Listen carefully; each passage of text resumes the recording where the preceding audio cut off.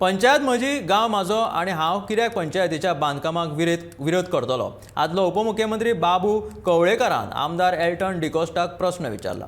एल्टनान आपले विशीं चुकीचो प्रचार केल्ल्याचें ताचें म्हणणें आसा।